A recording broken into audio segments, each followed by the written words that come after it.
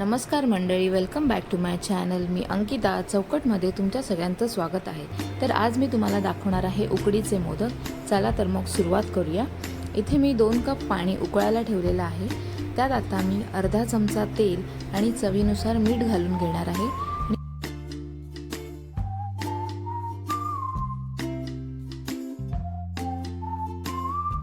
तर इथे तुम्ही बघू शकता पाण्याला छान उकळी आलेली आहे. आता आपण गॅस बंद करून घेऊ आणि पीठ मळायची तयारी करू. हे अर्ध्या कपाचं माप आहे.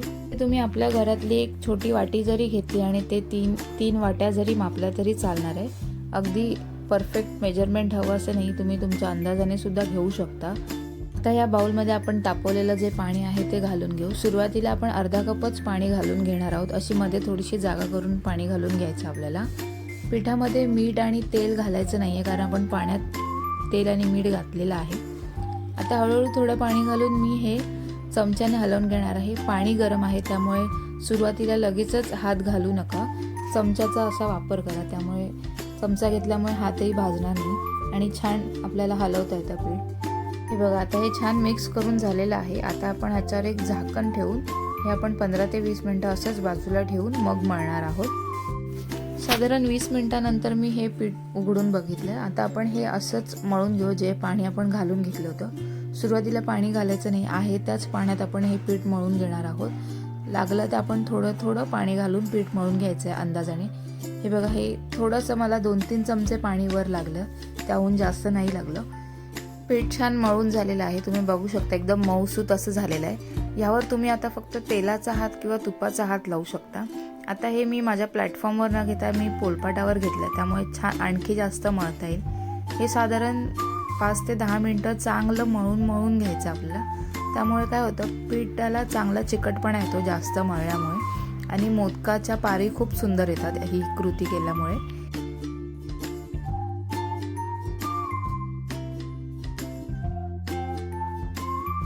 तर तुम्ही बघू शकता पीठ छान मऊ झालं. अगदी घट्टही नाही, अगदी सैलही नाही. जसं चपातीचं पीठ असतं त्या पद्धतीने मी पीठ इथे मळून घेतलेलं आहे. आता एकीकडे आपण सारणाची तयारी करून घेऊ. मोदकाच्या सारणासाठी मी इथे एक पॅन घेतलेला आहे. त्यात आता मी घरचं साजूक तूप घालते, साधारण 2 छोटे चमचे, किंवा तुम्ही 1 चमचा घातला तरी चालणार आहे. हे तूप वितळलं की ह्यात मी आता किसलेला जो नारळ आहे किंवा खवलेला जो नारळ आहे, साधारण 1 मोठा नारळ मी इथे घेतलेला आहे. त्याचे साधारण 25 ते 30 मोदक आरामात होतात, बऱ्यापैकी मोठ्या साईजचे. ते मी आता ह्याच्यात घालून घेणार आहे, नारळाचा किस.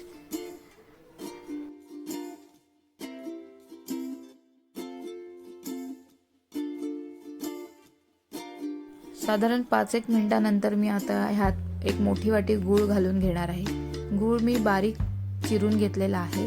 यात इथे गूळ किसायची गरज नाही आहे, कारण की गूळ लगेचच वितळतो, त्यामुळे किसला नाही तरी चालणार आहे. तर हा गूळ मी पूर्ण घालून घेऊन परतून घेते. तर गूळ छान वितळेपर्यंत आपल्याला सतत हलवत राहायचं आहे. हे मिश्रण असंच ठेवायचं नाही आहे किंवा फास्ट गॅसवर सुद्धा करायचं नाही आहे. एकदम मंद आचेवर आपल्याला हे पूर्ण गूळ वितळून घ्यायचं आहे.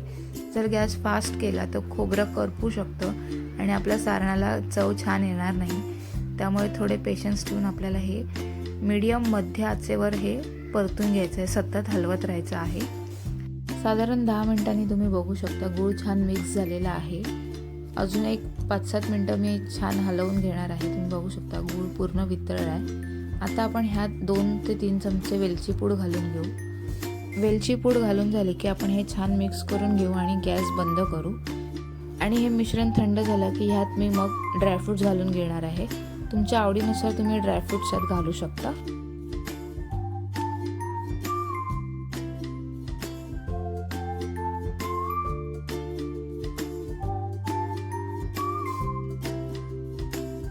इथे मी आता 2 पद्धतीने मोदक करायला दाखवणार आहे. एक पीठ लावून, एक तेल लावून. बऱ्याच जणांना पीठ लावून जमत नाही किंवा बऱ्याच जणांना तेल लावून जमत नाही.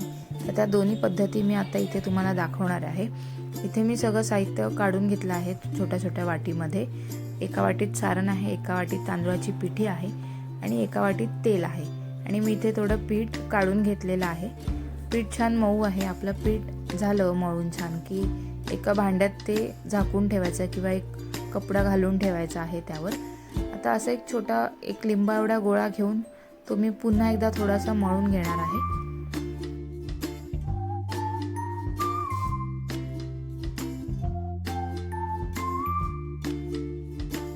सुरुवातीला मी तांदळाची पिठी लावून करून दाखवते. तर हा गोळा मी पूर्ण तांदळाच्या पिठीत बुडवून घेते.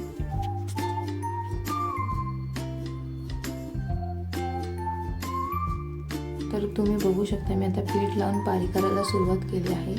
2 अंगठे आत आणि 4 बोटं बाहेर असं एका अंगठ्याने दाबून ठेवून दुसऱ्या अंगठ्याने गोल गोल फिरवत आपल्याला त्याची पारी करून घ्यायची.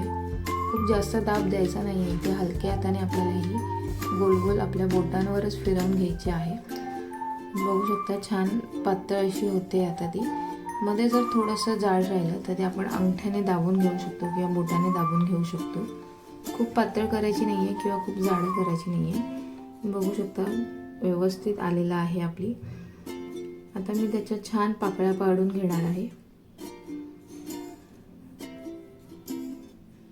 हे बघा आता मी याच्या पाकळ्या करून घेते. अशा 2 अंगठा आणि मधलं बोट असं चिमटीसारखं करून आपल्याला त्याच्या अशा दाबून दाबून बाहेरच्या बाजूने त्याच्या हे बघा पाकळ्या करून घ्यायच्या आहेत. पूर्ण गोल गोल फिरवत फिरवत हलक्या हाताने.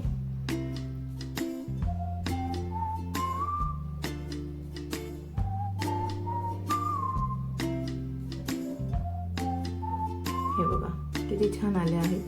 आता मी यात सारण भरते.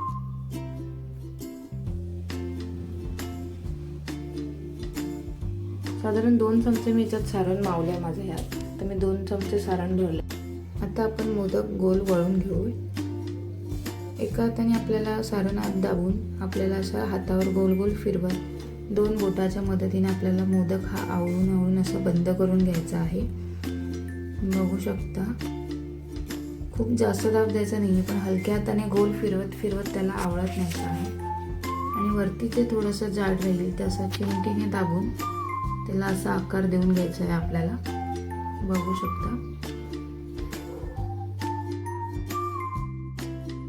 शकता तुम्ही खूप छान असा आपला मोदक तयार झाला आहे.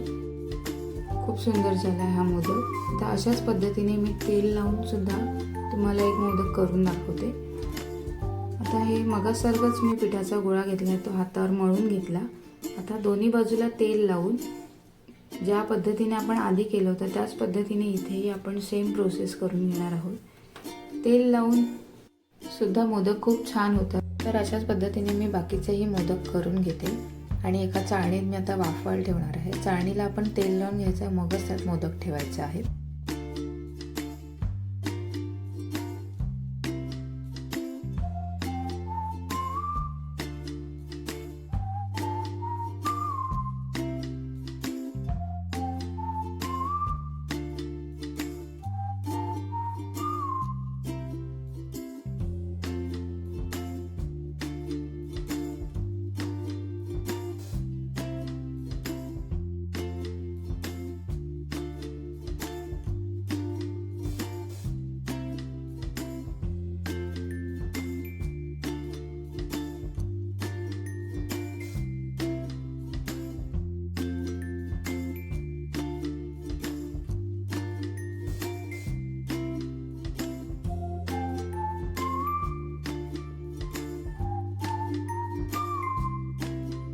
आता एक एक केशरची काडी मी प्रत्येक मोदकाला लावून गेली.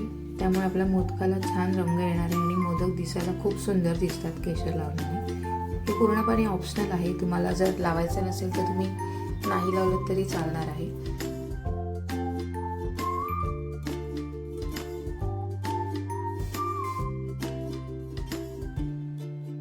आता मी मीडियम टू हाय फ्लेमवर आपले मोदक उकडायला ठेवणार आहे. साधारण 10 मिनिटं लागतील आपले मोदक होण्यासाठी. तर आपण 10 मिनिटं वाट बघूया.